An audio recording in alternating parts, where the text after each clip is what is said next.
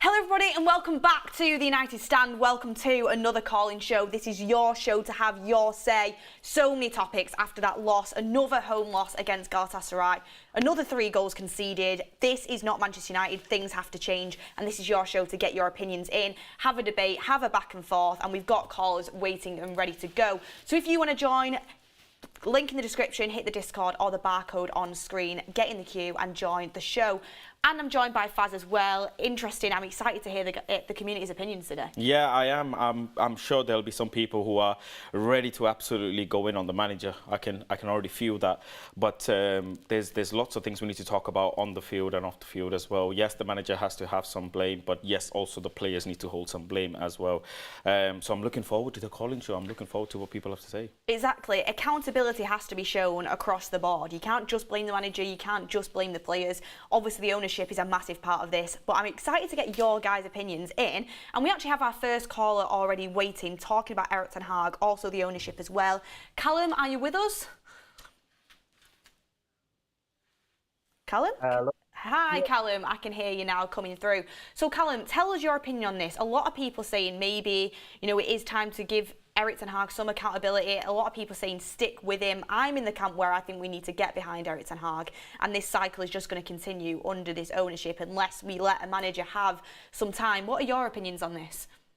Yeah, so I completely agree. Everyone's slowly moving towards this Ten Hag out thing, and I'm sick to death of it, if I'm honest. It's happened with so many different managers, and it's like an endless cycle of this manager comes in, we have a good season, maybe 2 good seasons, and then performances dip, and everyone just turns, and we keep saying every time we sack a manager that we're going to change and we're gonna back him this time no matter what. And I think that's what we need to do this time. I can feel a lot of anger building in the fan base, and I think it should be directed at the Glazers instead of putting it on Ten Hag. Yeah, I completely agree with the sense of Ten Hag, obviously, he's dealing with a terrible ownership. The Glazers need to be called out every single day. Like, it is a terrible ownership. But one thing I will come back on, and this is just me playing devil's advocate, the Glazers don't choose to play Amrabat at left back. The Glazers don't choose to put Bruno on the right wing when we've never won a game with him at right wing and shoehorn players in. The Glazers don't choose to leave it too late with the substitutions. Like, Ten Hag does need to be held accountable for certain decisions. I mean, do you want to come back on that point? He does. I completely agree with that. I just don't think now's the time to be turned on him. I think this is a really bad time with the sale coming up to start putting the blame on him. I understand those decisions. I don't agree with them. Amrabat, I was so excited for him to come in that first game. I thought he looked really, really good. But playing him out of position, it's unfair for him. I completely agree, and I can see where people stand on that. I just don't think it's the right time to put the blame on him. Like I said, it should be directed at the Glazers. Everything should.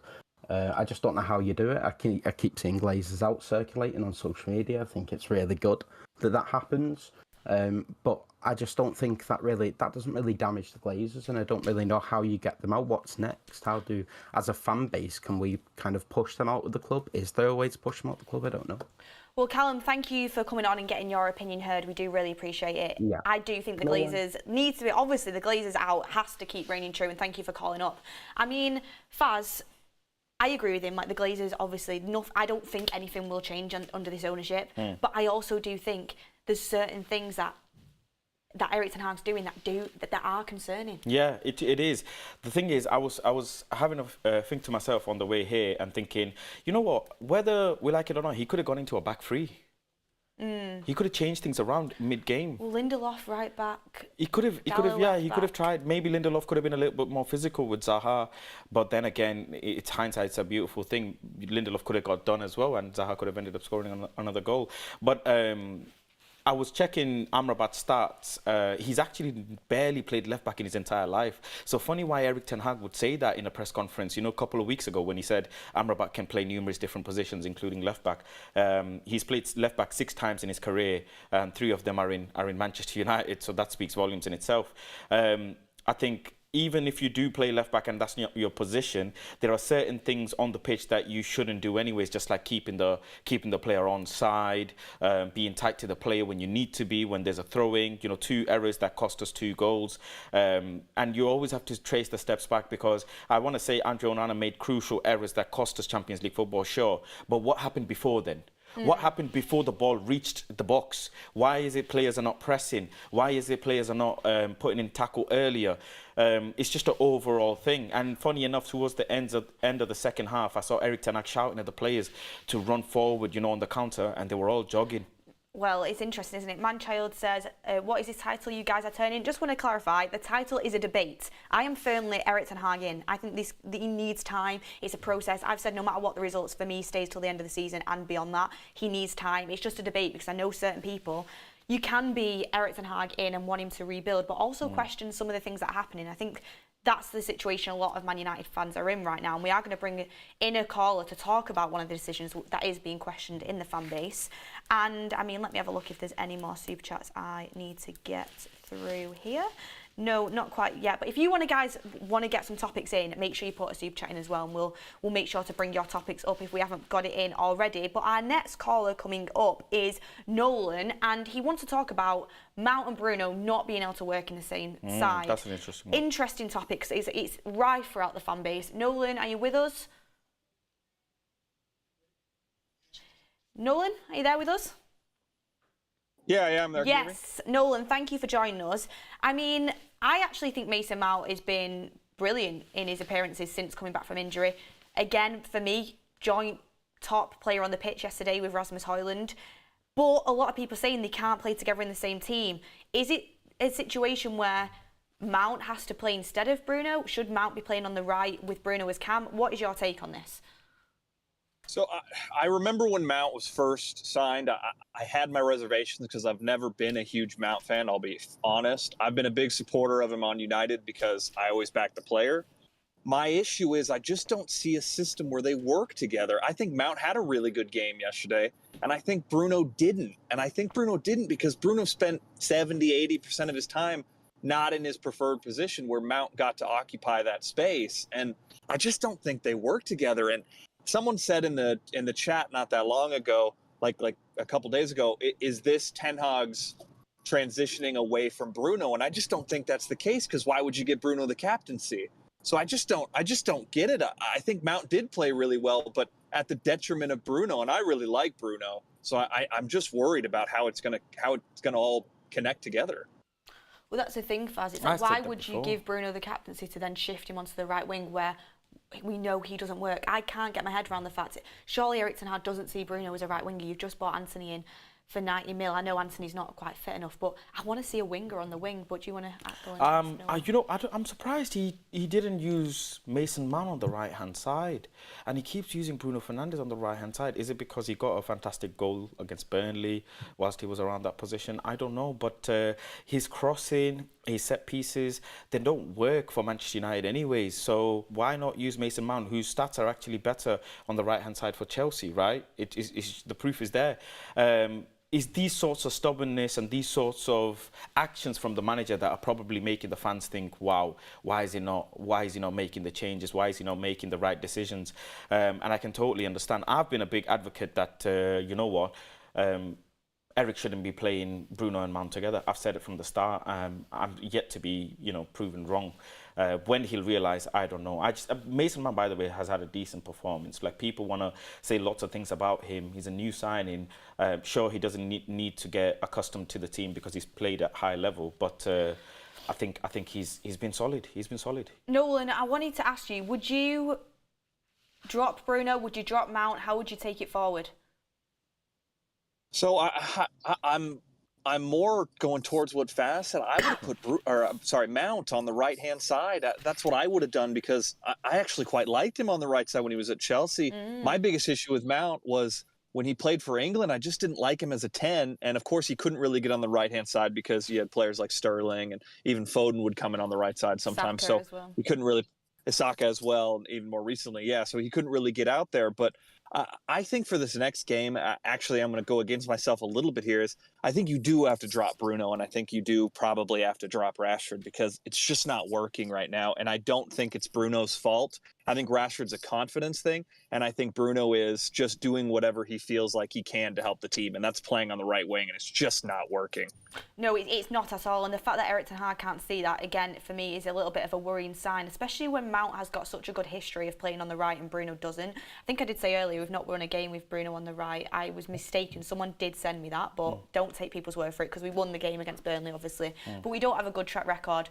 But Nolan, thank you very much for calling up. Last thing I wanted to ask you is, can Ten Hag turn this around?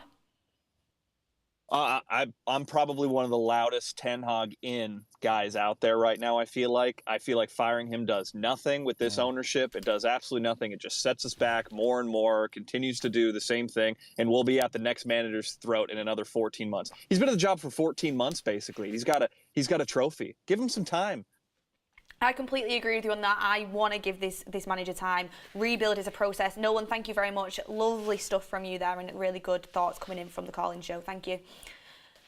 Desert Lake says Erik Ten Hag can't hack it at the top level, naive and inexperienced and unwilling to adapt and learn. Well, we're going to get some people's thoughts on that as well. Sean Turner coming in with a super chat. Thank you, Sean. You can't compare their current form because Bruno is playing out of position. Bruno in Cam is a different league to Mount. I feel Erik Ten Hag buys players without the balance in the team in mind. I mean, we'll get these conversations in, absolutely. I mean, the next caller that we want to bring in is Izzy, talking about what's going on in training, what is Erik Ten Hag doing on the training ground, the intensity and the focus of the players. I mean, this is something that does need to be spoken about because I can't see it on the pitch. Izzy, are you with us? Oh, Izzy's just left. Sorry, unfortunately, connection issues. Unfortunately, Izzy isn't there, but Elijah is with us. Elijah, are you there? Elijah, you with us? Hello there. Hi, Elijah. I want to talk about something because we just had a really interesting super chat in saying Erik Ten Hag is naive and inexperienced. And then there was also a discussion topic of we're not seeing what's going on the training ground be replicated on the pitch. But I think another contrasting argument to that is Erik Ten Hag isn't at fault to individual errors and individual sloppiness, which is a lot of where these goals are getting conceded from. So where do you stand on this? Is Erik Ten Hag inexperienced? Can he not hack it at the top level? Or are these players costing us with individual mistakes?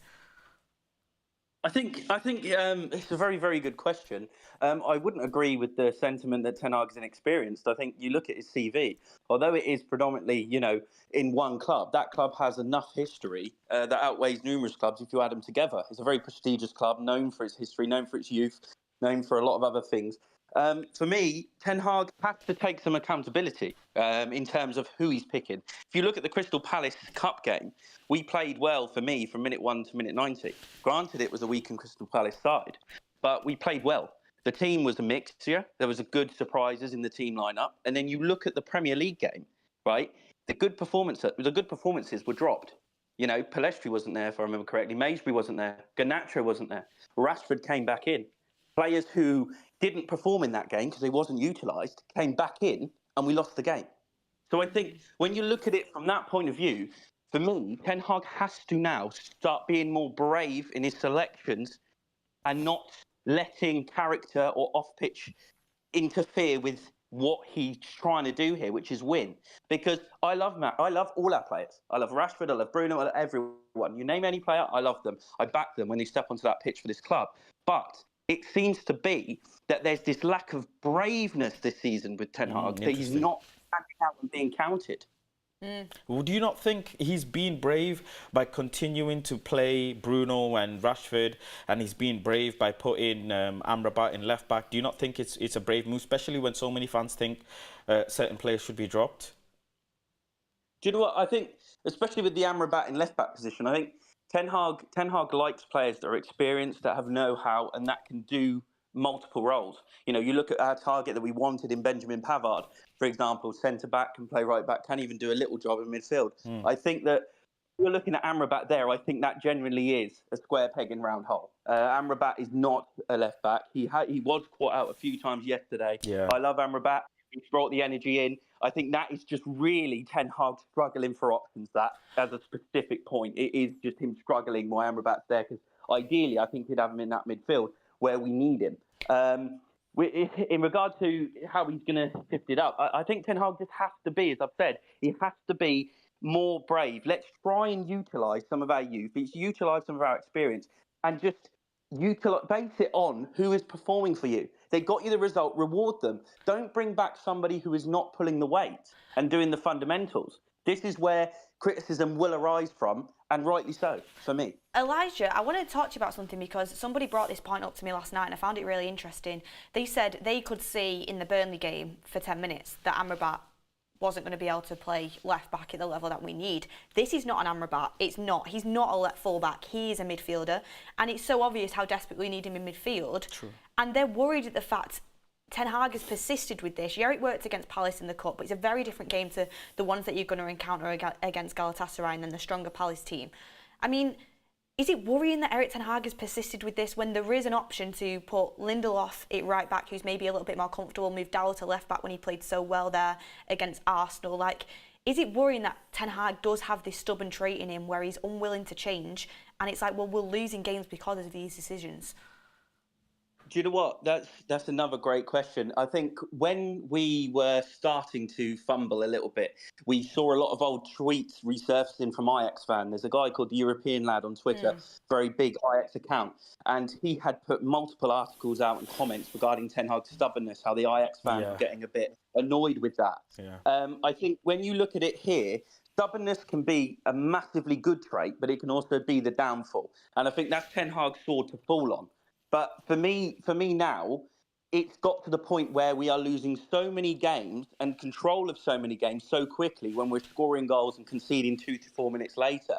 It's got to the point where players have to be seen to pull your weight or you will be on the bench. You go back to the Wolves game where Rashford was late last season, right? If I remember correctly, he was put on the bench and he came on and scored a goal. He impacted that game for positivity, with the right attitude and application. And this is something that I go on about a lot, aptitude and application. If it's not there, don't get on that pitch for me. So Ten Hag's stubbornness is something that he has to... Look, stubborn people won't change. Let's be real. He's not going to change who he is. And Ten Hag has to now, look at himself as well as the players, for me. You talk about there, Elijah, and just kind of last thing I wanted to talk about, you talk about there saying, players that aren't holding themselves accountable and aren't putting the shift in for you and are not at the standard need to be dropped. Is there a question mark over whether Onana should be dropped then because he's not performing? Is it different for the keeper? The thing is, I think that there's an easy argument for people to say Onana should be dropped. I was one that was... On the contrary to yourself, Bev, I didn't think David De Gea needed to be moved on this particular summer. I thought that was a next summer job due to our restricted budget, etc., etc. However, that was done. I said my goodbyes my way to De Gea and I welcomed our new goalkeeper in. Onana's under the biggest scrutiny of his career as Manchester United goalkeeper. We are conceding a lot of chances and he is making a lot of mistakes. And it would have been nice to see maybe a B&D in the Cup. However, I think changing the goalkeeper now could unsettle us more because our defence is already all at right. And I don't know how good B&D's English is, how he can communicate, don't know what other languages he speaks. So I think that could also create a further issue. If Ten Hag chooses to go down that route, I'll back it. But for me, I don't think Onana specifically in the goalkeeping position is one to change. I think it's more of the outfield players that I'd look at first. Thank you, Elijah. I mean, I completely agree with basically everything you're saying. Really good opinions coming across there and really good debates to carry on for the rest of the show. So thanks, Elijah, for that. Mario Franco says, a thought, we had an initial plan on which Erik Ten Hag wanted Mount to play the centre mid role and Bruno as cam with Cassie CDM. That all fell apart with injuries. I mean, that's an interesting point that we can definitely bring up with a future caller. Also, a lot of people asking how you call up. The link is in the description for the Discord, or you can scan the QR code from there and you can join the Discord and join the conversation. So make sure you guys do that if you want to get involved. This is your community show. I mean, really interesting points from Elijah there on that, and we will carry that on with the next call. Yeah, you know what though, people keep talking about Erik's stubbornness, but it's also his stubbornness that led us to have the assist from Rashford as well from the right hand side. It's not enough though. I know it's not enough. No, I know it's not enough, but Could you imagine that coming from Palestri, for example, coming from the right-hand side, or Garnacho coming from the right-hand side? Probably not. I think Garnacho could do that. Again, hindsight's a beautiful thing, but he's clearly trying to make it work. Just like if you drop Onana, people say his confidence will be shot. It's the same for players who are playing outfield. They can feel like they're in a rut and they need to keep playing to get out of this situation that they're in, because as soon as Marcus Rashford scores, he could have a huge boost of confidence, and he's the most important player that needs confidence. Whether we like it or not, I have said it before and I'll say it again, that Marcus Rashford is the face of Manchester United, and a lot of people might not want him and might want him sold, but he's been given the big contract. A big conversation needs to be had about Rafa Varan though as well. Ooh, we'll bring that up with the next caller. I'll let you lead on that. But Rock, are you with us? Next caller coming in now. Toxicity of the players he wants to talk about. I mean, that's another discussion point that we've had over the years with these players at Man United. Rock, are you with us? Yeah, I'm here, man. How are you guys? I'm good, thank you, Rock. I remember you from the last call-in show, spoke really well, but I mean, Faz, you wanted to lead this one about Varan, maybe? Yeah, I wanted to ask you about Varan's performance yesterday. Supposed to be a leader in the back line, but I mean, Zaha's goal, the ball gets pinged from Davinson Sanchez, and as a centre-back, as a big centre-back, you're supposed to read the height of the ball, the pace of the ball, and no way can you let that bounce the way it did. He's watched the ball bounce, and then it's almost in slow motion ended up to Zaha, and he's still almost jogging or trotting towards Dalot and not, running, sprinting to try and help him. What do you think of Varan and Lindelof's performance yesterday? For me, it was absolutely not acceptable. And we have the 6 months moment with Lindelof where he's really good, and then it goes back to the same. I think it's difficult, man, because we all know Varan is a higher class centre back, and there's no doubt that yesterday they were looking shaky. With Lindelof, I think we all know he's a good second, like, he's not first choice, not second choice, but a perfect third choice centre back. And obviously with the injuries we had, there's nothing like we can do too much about that. But I think the problems where Man United are, we're left so exposed because of the new system that Ten Hag plays, and I don't think people realise that instead of playing a 4-2-3-1, we do only play with Casemiro as that CDM now, with the 2 8s pushing forward and pressing. Whereas last year we always had someone next to Casemiro. So I think that's an evolution that Ten Hag's kind of got wrong, and we need to be definitely more solid straight after we score these goals. But I do think, I can't lie, it is a bit shaky right now at the back. I think the confidence levels of everyone is very low. Yeah, I just look at it when the ball was pinged from the centre-back first. Why was no one pressing him? Why was no one closing him down? He had an ample amount of time to whip that ball in. And once the ball is in the air, you have a lot of time to read the ball and get your head to it. And nobody did, not just Varan, but nobody did.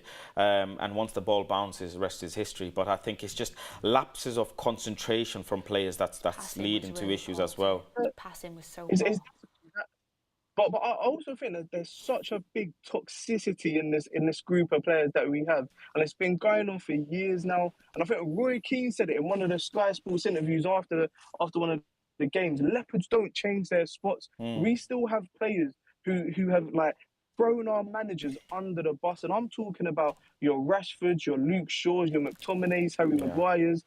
They're the ones that are still there that threw Ole under the bus. You got some of them who are still there who threw Mourinho under the bus.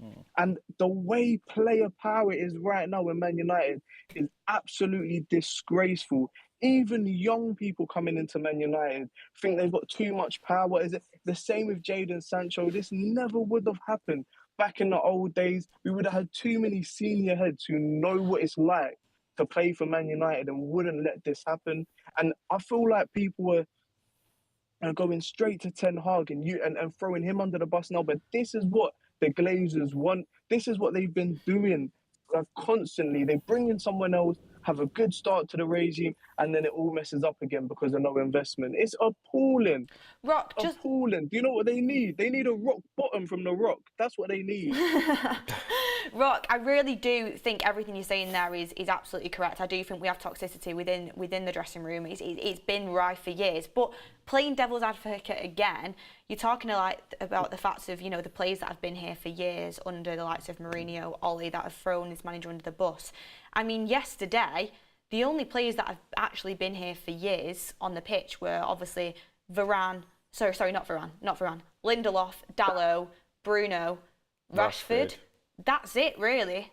That's it. Because, you know, a lot of Erik Ten Hag's new signings in there as well, and players that have kind of only just been here the last couple of years, also not pulling weight either. So is it the likes of the Rashfords and the Brunos that's letting this team down, that have been senior players for years? Like, because you can't blame them at Tominay's and Maguire's when they're not playing. I definitely hear that. I think with Tominay and Maguire, them even being in the squad or being around training, I think that's a problem. And a lot of managers, they need to be discarded, in my opinion. But with Rashford, his mentality, his talent is there.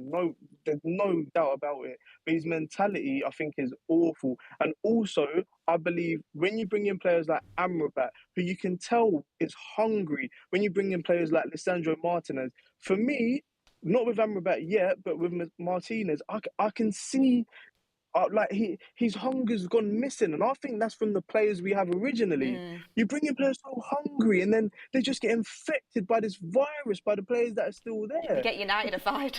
You can already see They it. need the vaccine, man. You can already see it, and I'm not giving excuses to Onana, but Onana looked so brave and confident when he came in, and now he just looks completely lost. Like it feels like it is like a sort of virus that you're talking about. But Rock, thank you so much for calling up. Great talking again. I can really feel the passion there with that one. Thank you, Rock. All right, bye. Thank you. Sultan says Elijah talks sense, should be a regular in my opinion. Elijah does talk sense. We do really like him. Alex says, serious question, how do you rebuild and win at the same time? It's really tough. Rebuilds have ups and downs, and I think last season's everyone's expectations a lot higher than they realistically should have been. And Alex Green says, Ten Hag could win the league with City, Pep couldn't with United. That is a wild super chat. That is a wild super chat, and it is, I mean, Pep's a better manager than Ten Hag, like, let's be real. For now. Let's be real, though. Let's be real. For now, yeah. Yeah. We hope Ten Hag can become. We hope he can, like and that, I think Ten Hag can win stuff with United. Like, I really do. Well, I think he is the man. yeah. If Erik Ten Hag got sacked, I would be absolutely gutted, and I would honestly be ashamed of the club. Like, he shouldn't get the sack, in my opinion. But I mean, we can talk about the questions that need to be asked and everything else involved. I mean, I'll just say as well, though, you know, I'm absolutely against Erik Ten Hag leaving. I really am. You know, in the heat of the moment, you think this manager might not be it, but I don't think us as a fan base, I can't speak for everyone, but I don't think us as a fan base have the mental strength to go through another interim phase just to see another manager come in who will then need backing, who then needs another set of budget to go and build his squad. And probably might not even want these players. And probably doesn't want Erik Ten Hag's players. There's no point letting someone else come and do the dirty laundry. Let Erik Ten Hag ride this out as much as he can. And I think the most important thing is just having belief that at some point things will get better, because it gets worse before it gets better, and this might be our worst. At the last time we lost 2 back-to-back home games, it was under Ole Gunnar Solskjaer, Manchester City and Liverpool, I think, and he got sacked. But it seems like, you know, the club are still behind Erik Ten Hag, which is a good thing. There are lots of games to play for. Miracles happen in football. I am the number one person who always tells on forums and stuff, Beth, we must believe. And even for me, I feel like I've been caved in. But just have to see. Brentford game, hopefully we can get a win before international break, and Manchester United fans can have some peace. There definitely is a way back. Like, a lot of people are saying that the Champions League is over. It's not. These players just have to show bottle. Yeah. So we have to win the rest of our games. Yeah. Simple as that. It is possible. I don't believe in these players to do it at all. I don't think we'll do it, but it is possible, and what a turnaround that would be. Yeah. And what a boost that would be after what is happening. So this is what Erik Ten Hag's kind of got to feed off a little bit. All is not lost, but it feels like it with the amount of bad results that we are getting. Yeah. So next caller in, let me just have a little look. We've got Izzy back, who was meant to be on before. But Izzy, you were talking about not seeing enough of what's going on in training. Are you there with us now? And can you kind of explain what is lacking for you?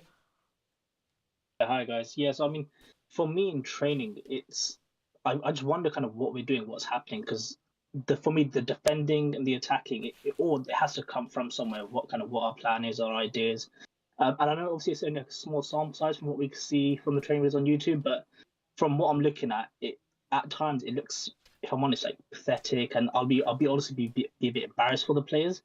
compared to kind of what I'm seeing on other training videos. Like I'll sometimes watch Liverpool training or Arsenal, and the biggest thing for me has got to be the intensity in training and focus. And it's just never there for me when I'm watching. Well, we've heard that Erik Ten Hag, we heard all this stuff before he came in, that his training sessions are brutal. The players have even said it. Luke Shaw spoke in the past saying it's brutal, he's got standards, he plans everything in pre-season, even up to the water breaks. So I find it hard to imagine that his training sessions aren't top quality. We know he is a training pitch coach. We know he's got it in his locker. Do you think he's struggling to maybe get it into the players, like actually maybe get it into their heads, like what he wants them to do?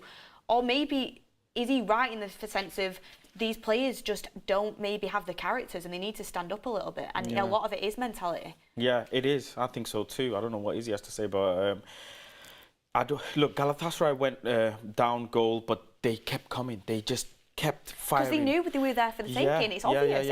I would come if I was a team and I went 2-0 down against United, I'd be very confident about coming back. But then Marcus Rashford obviously had the chance to set up Bruno Fernandes, and when that didn't happen, it just feels like we keep sinking in games. And we keep talking about the leaders on the pitch, but it seems like there are none. And there are players on the pitch who've won numerous Champions League before, but it's just no leadership. There's no one saying that we can still fight and we can still do it. You hear them say these things in front of the media, but it doesn't come across like that. And when I saw the players leave last night from the stadium, a lot of them looked really, really upset. Like I felt like they would look like they were in tears. Really? Yeah, Marcus Rashford, Andre Onana, Bruno apologised. I asked him if he could share some words. He apologised. He looked absolutely devastated. Well, it's embarrassing for them. Lindelof looked like honestly, the players, some of the players looked like they wanted to cry. Honestly, it is rock bottom. I do feel like it could only go up from here. But Izzy, I want to talk to you as well about Onana. Obviously, getting a lot of stick, rightly so. He's cost us 2 Champions League games. Not all on him, but we expected big things coming in from him, and for me, he just does not look like the player that we saw in the Champions League final. Are you worried about that? Yeah, honestly, it's getting tough for me to defend him. Like, I've been one of his biggest fans for such a long time. All my friends around me, they've been saying, like, what have you been talking about this guy? You've been telling us all these things. It's like, God, I don't know what I'm looking at. It's so hard to defend him right now. Everything that we've been promised, we're just not seeing it coming to fruition right now, and it's really difficult to defend. And it's happened so early on in his career with Manchester United. Yeah. Everyone knows he's a good keeper. Yeah, he is. We're just not seeing it. But well, we are. We're not. But we are, Beth, because let me tell you why, and people probably will disagree with me. We're seeing the quality he brings for what we bought him for, which is the passing. But we didn't see that last night. His passing was dreadful. Some of his passings were good. He made a great pass to Bruno Fernandes on the right-hand side. That's true. Yeah, some of his passings is good. He's not doing it enough, but everybody agrees it's the fundamental of a goalkeeper is to make sure you can stop the ball from going in the back of the net. That's your position. I mean, Izzy, last thing from you, where does Ten Hag go from here? Where do you see it going? Do you think we'll end up in the Europa League? Do you think we'll end up out of Europe? Do you think he can come back from this?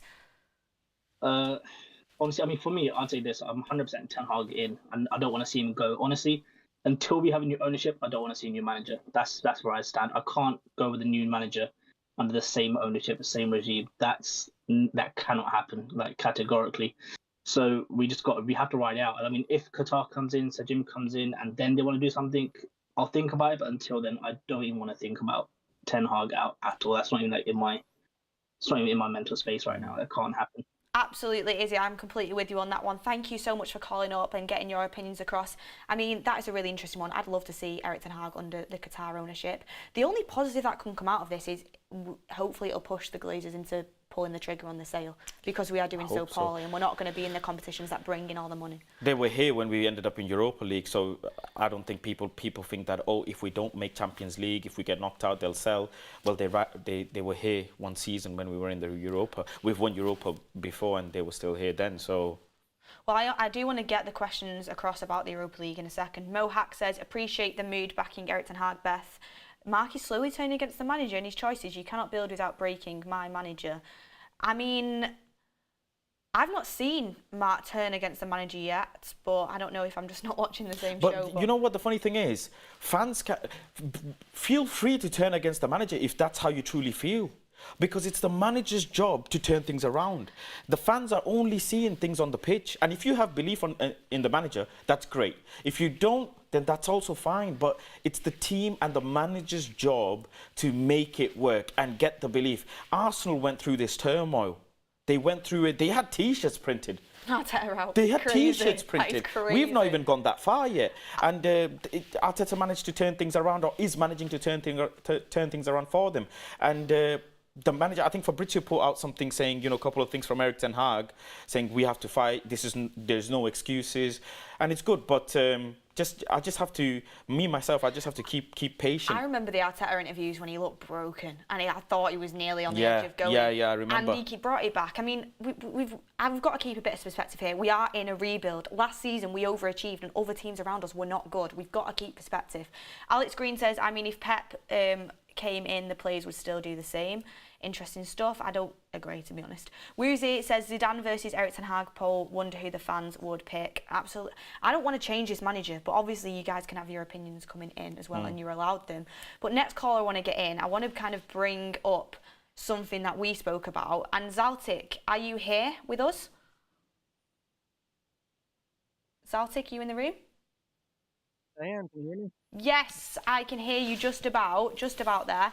Obviously, you wanted to talk about how promising Hojlund looks, and we will get onto that. But first question I wanted to bring across is, if we completely dropped out of Europe this year, would you take that as an opportunity for Erik Ten Hag to kind of implement his philosophy and what we want to do and have more time on the training ground, the same way Arteta got with Arsenal, and it seemed to really help them? Yeah, honestly, if we got knocked out of Europe, let's say we got 8th, 9th place or whatever, I mean, I am vehemently Ten Hag in. It would give him more time in training throughout the entire season. We'd have less games. It would give the players more time during the week to recover from the games over the weekend. We wouldn't have 3 games a week for 52 weeks of the year at this point. It would also, if that happened, I'd like to think that the Glazers would actually leave at that point if we actually got completely knocked out of Europe. Because as it's already been mentioned multiple times, I don't want to see another manager come in before the Glazers leave. Like, there's no point at this point in time.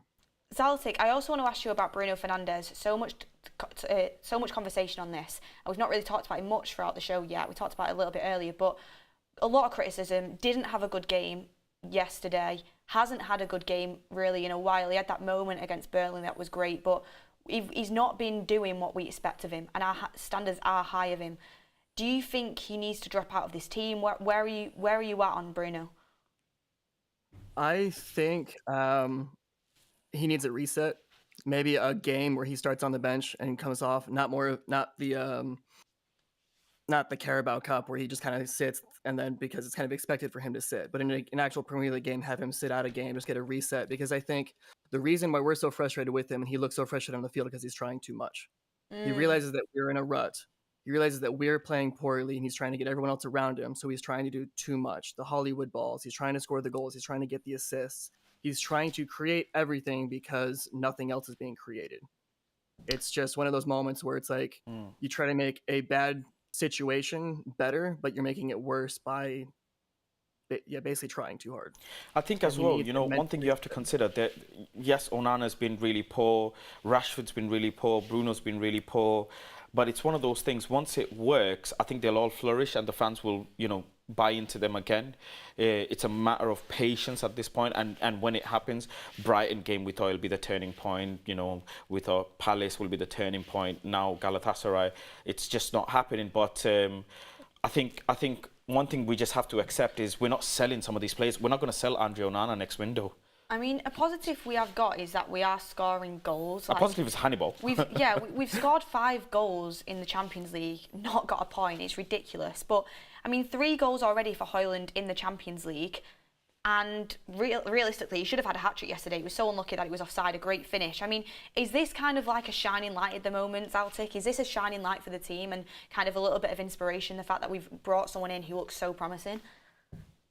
Yeah, so it's actually kind of funny. I only got to watch the first half yesterday, and then I had to watch the second half this morning. And I mean, disappointed all of yesterday, just hearing how we lost and Casemiro getting the red card and everything. And then rewatching the game this morning, getting to watch the first half and the second half combined.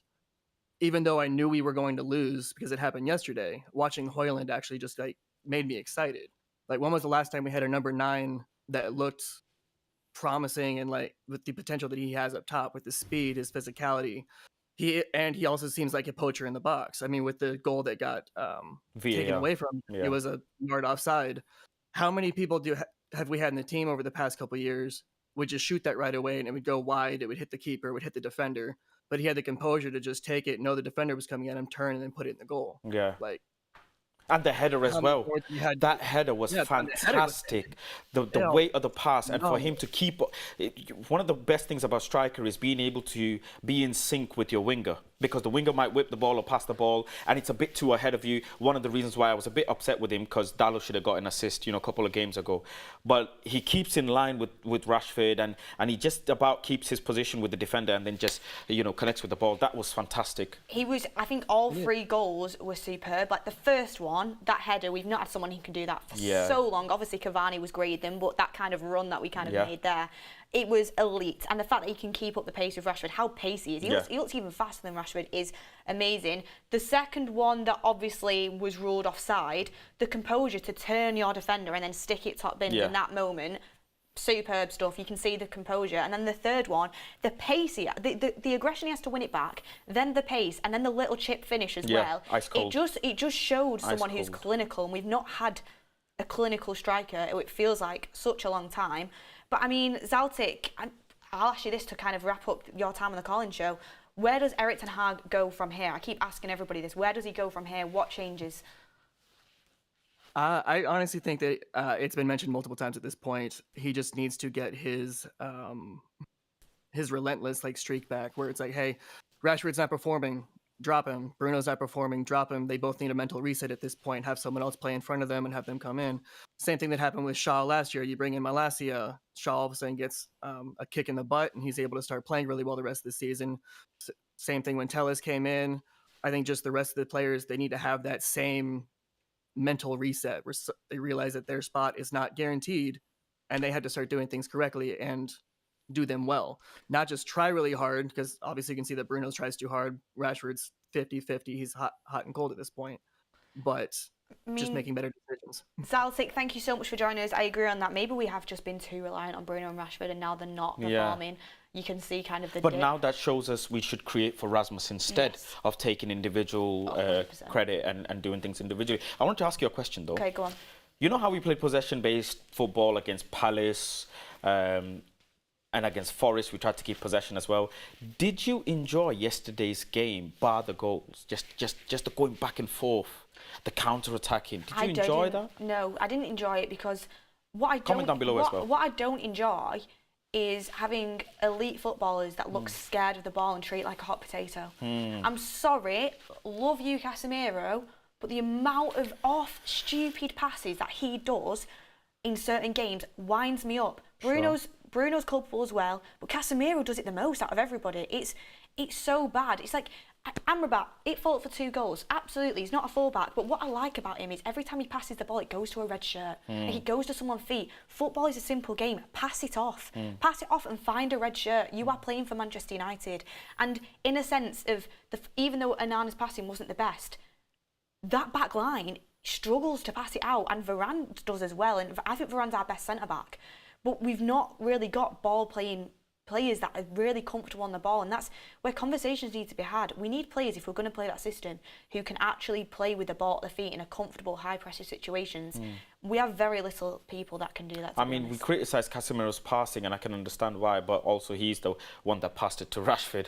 And then but it's like 1 in 10. Yeah. It's like 1 in 10. But that's the same thing I say about Bruno. I know. It's the same thing. And also, by the way, people were kind of having the doubts over his red card. It was a red. No, it was a red, but I'm saying it's a 50-50, because if he doesn't make the challenge, maybe the player gets the goal, but because he made the challenge, there was a penalty and the player ended up missing anyways. So if we ended up drawing that game, people would have been looking at Casemiro like, well done, thank you very much for the tackle. You saved us from conceding a goal, and the player missed a penalty anyways.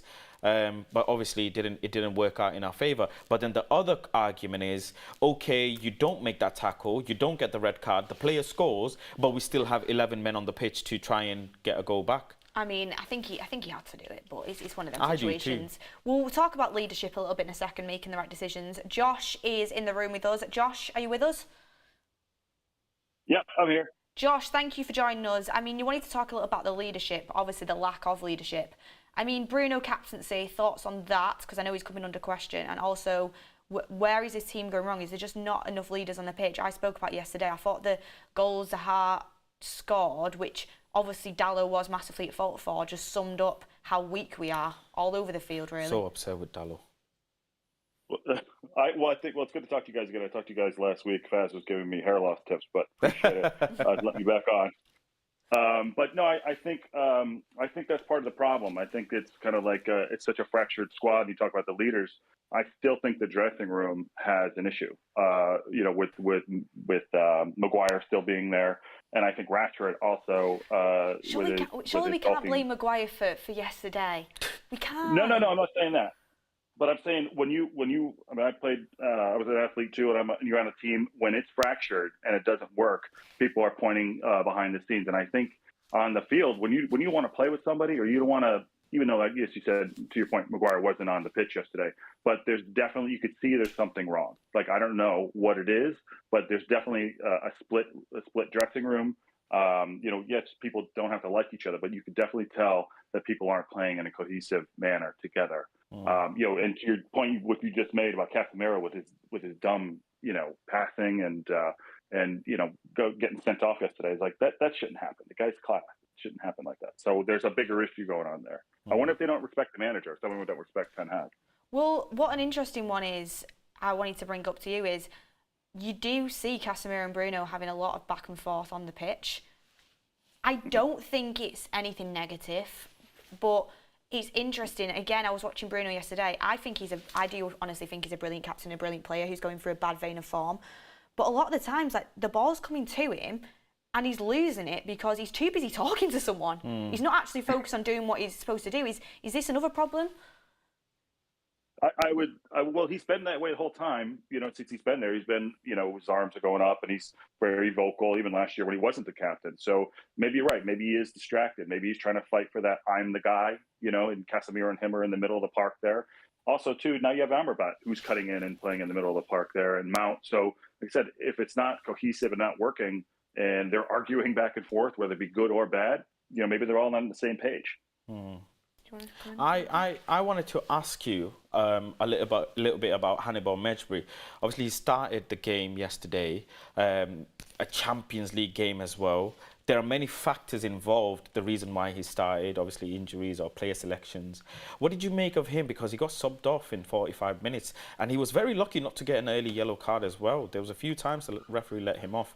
I've seen signs from him that I really enjoyed. I'm not going to lie, like just walking with the ball through players, putting it forward. Obviously, he's very physical, and for his age, he seems very, very well composed. What did you make of him? Well, he's a player. We know who he is. We've seen him. He plays on the edge. Last year there was a couple times where he was a little too aggressive. So, remember when Rooney used to be a little too aggressive? You had to pull him back a little bit. So I like Hannibal. I don't mind someone kind of playing on the edge, not hurting anybody, obviously. But I think he is a class player, going to be a class player. So maybe in his head, he's getting instruction to not be as aggressive. So it's messing up with his instinct in his games, or who he really wants to be as a player. So maybe that's something coming into play. And I would play him. I think he's maybe trying to cover for that Kobe Mainu role, and as a club. And I hate to say this, like, we're Manchester United, we sound like the guy that peaked in high school, but we play the kids. So let's give him a shot. Yeah. I'm going to be honest. I thought it was. I didn't even know I thought he might have been injured yesterday, because I was very shocked at that substitution at half time. I don't think it was deserving at all. Again, tactical, isn't it? I thought he was bringing good energy to that midfield, and him, Mount and Hojlund, I feel like they were the best players on the pitch, to be honest with you. So I thought it was very, very harsh. But Josh, thank you so much for joining us and calling in. We'll speak to you soon. Thank you for that one. I mean, next person I want to bring in, because I want to kind of get through it now, coming towards the last 10, 15 minutes of the show. We've got in someone who spoke a lot of sense on these call-ins before, and obviously has joined us on our Twitter Spaces as well. I really want to speak to him about Amrabat and Casemiro, the ball retention situation at Manchester United. DZ, are you with us? Hey, can you hear me? Yes, we can hear you loud and clear. DZ, just talking then, obviously. I mean, I really do like Casemiro, but he's so hot and cold. He's either, world class or super sloppy. Amrabat isn't a fullback. I know you're a big fan. His ball retention in midfield, I think, would be a massive help to us right now. I mean, what should Erik Ten Hag do with this situation? Yeah, it's a good question. I really liked your point because I was listening. Really liked your point. His little looping, curling balls from midfield, trying to get in behind, absolutely drive me nuts. It's such a low probability pass, and all it does is just give them the ball back. What I would do, I mean, it's a really good question because like who's playing left back? I know a lot of people want Dallo. Well, at say left if back and Reguilon, Lindelof. say if Reguilon comes back, because apparently he might be fit for Brentford. What do you do then? Okay, if Reguilon is fit, he 100% goes to left back, and everyone is killing Bruno, and I think he was absolutely atrocious yesterday. But I want to see Bruno at number 10 with Amrabat and Casemiro behind him before I give my full assessment on if Bruno is in a rut and he needs to be benched, or if he can pick it back up, because he needs people behind him. And you saw it yesterday. Amrabat was excellent on the ball again, and he's at fault for both goals. Whatever. It's really not his problem, but I want to see Amrabat, Casemiro, and Bruno before I bench Bruno. I want to see. So what happens with Mount then? It's not a great example, is it, to bench Bruno, who's not been playing well, and then maybe drop Mount to the bench, who's actually been performing at a good level? Like, that isn't a good example to set, I would say. I don't disagree with you, but Bruno gave us 4 great years of created chances, goal scoring, assisting, was our best player. He's our club captain. If you don't give him that opportunity, then are you doing right by the players too? And I would say, I know Mount got hooked yesterday, and you were talking about it on the fan forum. I don't know if he has the legs yet to play full 90 minutes, but I do think he was absolutely spectacular yesterday in a team full of trash.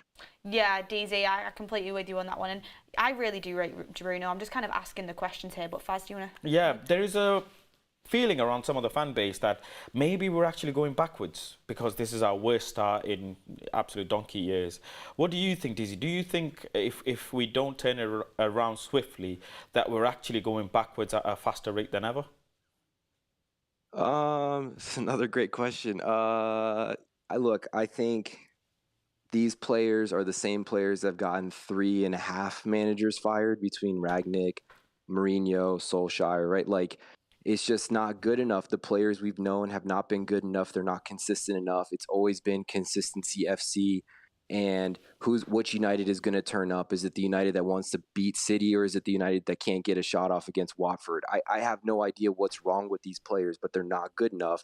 And you're seeing it with some of our key players in Rashford and in Bruno. And I do love Bruno, and I do think he should play ahead of Casemiro and Amrabat. But there's a reason why we really haven't achieved much. And, ball retention is really important to play at the top. And you can see when teams beat City and they beat Liverpool and they can beat Arsenal and they can beat Bayern and beat Real Madrid, you need to be able to hold the ball and you need to be able to play in tight spaces. That's it. That's all it is. And if you give the opposition the ball back 80% of the time in a game, you're never going to achieve anything. I'm sorry, we're not Burnley and we're not Stoke City.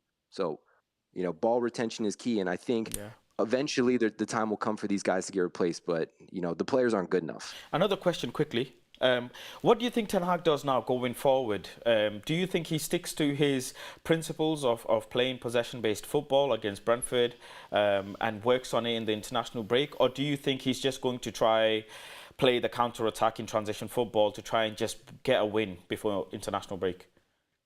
Yeah, I think it's a lot easier said than done. I think a lot of times, United get linked with players. They buy players and they clip them up on Twitter and YouTube, and they show them running with 50 yards ahead of them and all the space to get shots off. Everyone parks the bus against us, right? What I don't understand is, why did Ten Hag need to change everything over a summer? We were doing so well defensively last year. I would just revert back to that. And last year, right, if you remember, we were all saying, oh, if we only had a striker, we would be getting the goals that we're creating. We would be getting the goals. Well, now we have the striker. So just revert back to what we did last year. Keep it tight in defense. We don't need to be playing man marking all across the field.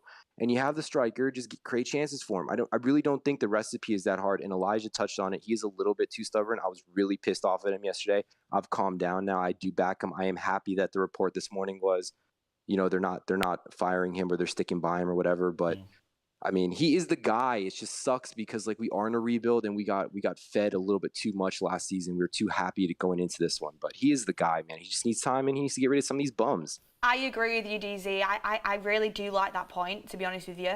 He has massively tried to change things. You saw the press when we first brought Bruno and we were playing Bruno and Mount together at the start of the season. It weren't working. We were so exposed. We basically had 4 complete players attacking, and we have been starting. Ten Hag did change it all, and I don't know if it's for the better, but then you see about keeping it tight at the back. His whole defence is injured. It's a really, really tough situation. Yeah. But DZ, thank you so much for calling up, and hopefully speak to you again soon. Thanks, guys. Take care. Thank you. DN Vlogs quickly just says how to call in. Obviously, we're coming towards the end of this show, but for future, you can click the link in the description or the barcode. It's on your screen. Scan it, join the Discord, get in the waiting rooms, and you will get your turn eventually. Faz, did you want to come in? Yeah, I just wanted to ask you, and everybody else in the chat as well, some of the players that we're missing are players that have been here for many, many years. And people say these are the same players that have got managers sacked.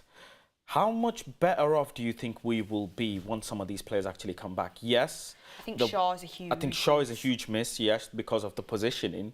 But then once Shaw comes back and Martinez comes back, let's say, how much better off are we going to be with Martinez, Shaw and Anthony? You think I think a lot better with Martinez and Shaw. You think we'll be able to control the game a lot better, play more possession-based football? Shaw's great on the ball technically. He's good at passing out of small spaces. Martinez as well. He drives us up the pitch. He's a massive loss. And I know loads of people slag Shaw off. He's a huge loss. For me, best left back in the league when he's on his game, and people laugh at me. You reckon? People laugh at me. I think he's a massive, massive miss. I really do. And Martinez, obviously we've not seen the best of him this season. People wondering why. He was injured. That is why he was playing for an injury. His build-up play and his progression is so important to this system. And we just don't have it. We just don't have it without him. That Varan and Martinez partnership in its prime is something we are massively missing in this team. And yeah, that's kind of where I'm at. But I want to, obviously we speak all the time, I want to get another caller in before the show ends. Hades, are you with us? Yep. Hades, are you there with us? Yep, I'm in. Hades, thank you for joining us on the show. You're talking about Erik Ten Hag being let down by big players. Would you drop these big players? How would you do it? Yeah, absolutely. I would drop them. And that's because you look at other teams in the league, like the Cities, the Arsenals, you have key players you can rely on season after season. Whereas you have, like, for example, we have Rashford and Bruno who are amazing last year. They're rubbish this year, and Casemiro as well. So it's like, what does Ten Hag do? He can't build a team around these guys because next season they'll be rubbish. One game they'll be good. The next season they're rubbish. It's like, what can Ten Hag do?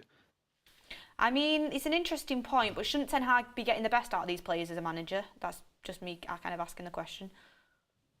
He should be, for sure. But I feel like if they're going through a bad run of form like Rashford is, like Bruno is, they need to be held accountable. They have to be. Like, and you've got Garnacho, as soon as he came on yesterday, he looked like doing something. And even when he came on against Palace, it looked like he was doing something as well. So you've got to make the big decisions. I know, like, Rashford is like our franchise player and, you know, you can't drop him big contract, but you've got to play the players who are playing good, not just because of their name. But some of the big players, they have huge contracts. You can't, because if the manager drops them and he doesn't end up winning anyways, doesn't that pile on the pressure even more, especially on the younger players? I do agree. I don't disagree, but I feel like, I think another caller said it, was like just bench them for like half a game. I think they just need like a mental reset that if I don't play well, I will be benched. And I just feel like Rashford and Bruno sort of know that they're going to walk in the next game after like the Carabao Cup. They knew they're going to play.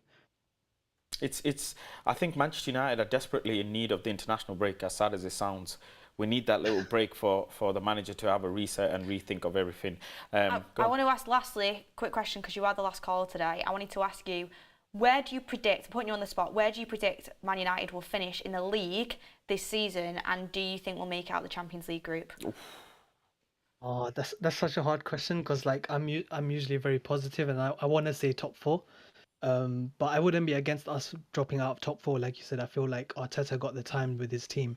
I think Ten Hag needs the same, but I'm going to say fourth, and then are we going to get out of the Champions League? I'm going to say we'll scrape it on the last day.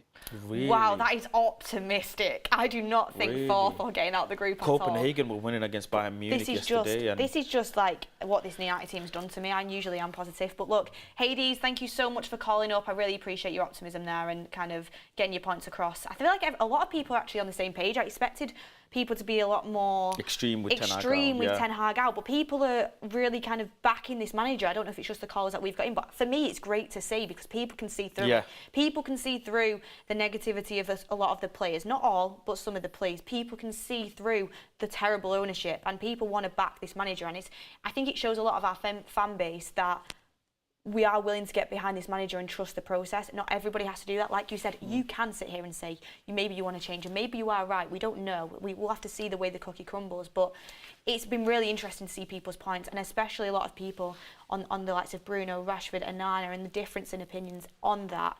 With that, I nearly called you Ten Hag. Faz Hag.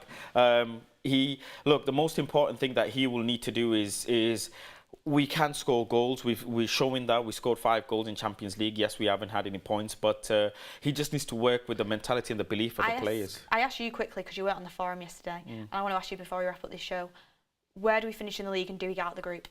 We will finish 6th. We will finish 6th, and we are not going to make it out the Champions League group stage. Yeah, I don't see it either. Like, we have to win Galatasaray away. Don't see it happening. We have to beat Copenhagen twice. And Copenhagen were leading in both games against Galatasaray and Bayern. We still should be beating them. We still should be. There's no excuse. No, it's just me paying respect to them. And then Bayern Munich at home. Last season, I would have said, yeah, we beat Barca at home, a really good record, game. But this season, it just doesn't feel like it's there. But anyway, guys, thank you to the community for ringing up, joining the call-in show. We really love doing these, and obviously, even though United are going through a rough patch, it's great to talk to you guys about your opinion on this. And this is your show, your community show. If you want to join the next one, make sure you scan the QR code to join the Discord, or click the link in the description, and you can get your opinions in. Thank you everyone for the interactive comments and the super chats. Make sure you hit a like on this video if you are liking this community show that we are bringing to you. Faz, thank you for being here, and everybody, we will bring more of this interactive content to you guys. We really are enjoying it, and just thank you for getting involved. We really do appreciate it. But thank you everyone. Have a lovely rest of your day. Mark will be back later with the 8 PM or any other breaking news, and we will see you. I think he's live at 7. Oh yeah, it was live at 7 tonight. Yeah, because of Mbappe and PSG and Newcastle. Well, live at 7 then, guys. You heard it here first. Thank you, Faz, for letting me know. But we'll see you on the next one, everyone.